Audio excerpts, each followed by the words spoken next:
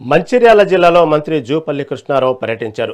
MLA Prem సాగర్తో కలిసి ఓట్ల ప్రత్యేక సమగ్ర సవరణ ప్రక్రియను మంత్రి ఇంటింటికి వెళ్లి పరిశీలించారు. ఇప్పటి వరకు 30% ఓటర్ల నమోదు పూర్తయిందని, మిగిలిన పనిని 13 రోజుల్లోగా పూర్తి చేయాలని అధికారులను ఆదేశించారు. అర్హులైన ప్రతి ఒక్కరికి ఓటు హక్కు కల్పించాలని, నిర్లక్ష్యం చేస్తే ఓటు పోవడంతో పాటు సంక్షేమ పథకాలు కూడా అందవని ప్రజలను మంత్రి హెచ్చరించారు. సేమ్గా ఉంటే వాళ్ళు తండ్రి పేరు కానీ అది కరెక్ట్గా చూసుకోకుండా నెంబర్ కనుక తప్పుగా మనకి ఇక్కడ వేసినట్లయితే మిస్ మ్యాచింగ్ ఓన్లీ 1 వచ్చింది సార్. అన్నీ ఆన్లైన్లో కరెక్ట్గా నడుస్తున్నాయి సార్.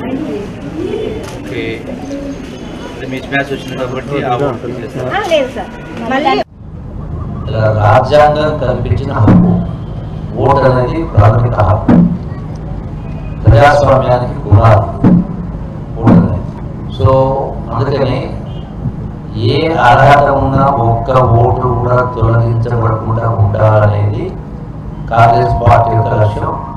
రాహుల్ గాంధీ గారు బీహార్లోనే ఈ యొక్క సంబంధించి పెద్ద ఎత్తున కార్యక్రమం చెప్పడం జరిగింది. అందుకనే తెలంగాణ రాష్ట్రంలో కూడా ఈ కార్యక్రమం జరుగుతూ ఉంది. కాబట్టి కాంగ్రెస్ పార్టీ ముఖ్యమంత్రి రేవంత్ రెడ్డి గారు, అలాగే మీనాక్షి గారు, పిసిసి ప్రెసిడెంట్ మహేష్ కుమార్ గౌడ్ గారు దీనిపైన ప్రత్యేకంగా ఎన్నో సందర్భాల్లో సమీక్ష సమావేశం నిర్వహించడం జరిగింది.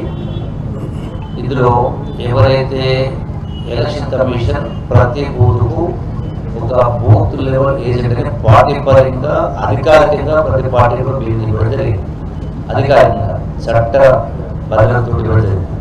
ఆ బిఎల్ఏ అంటే పార్టీ కాంగ్రెస్ పార్టీ బిఎల్ఏ అధికారం ఇచ్చిన వాటిని ఆ ఎలక్షన్ కమిషన్ పరిశీలన చేస్తుంది.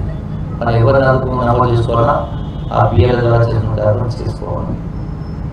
అయితే బిఎల్ఎస్ అనేది అయితే బూత్ లెవెల్ ఏజెన్సీ ఉన్నారో దీనిపైన పూర్తి జాగ్రత్త వహించి 2002 ఎన్నికల ఓటర్ లిస్ట్ ఏదో ఆ ఓటర్ లిస్టును ఇప్పుడు 2026 ఓటర్ లిస్టును సమగ్రంగా 2 పరిశీలన చేసే కార్యక్రమం చేసి దానిలో ఏది కరెక్ట్ ఉంది, ఏది ఇందులో చనిపోయిన వాడు, అందులో డబ్బుల పేరు ఎక్కడ ఉన్నాయి, ఇవన్నీ తీసే కార్యక్రమం చేయాలి. సో చేసిన సందర్భంలో ఎలక్షన్ కమిషన్ ఫామ్స్ ఇచ్చింది, ఎలక్షన్ ఎన్రోల్మెంట్ ఫామ్ ఇచ్చింది.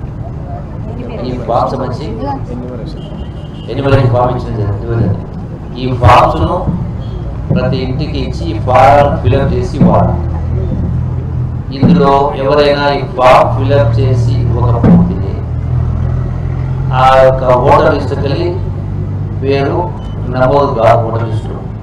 దీనికి అవసరమైనటువంటి సర్టిఫికేట్స్ అంటే ఆధారం కూడా చూపించాలి. ఇలా రాజ్యాంగం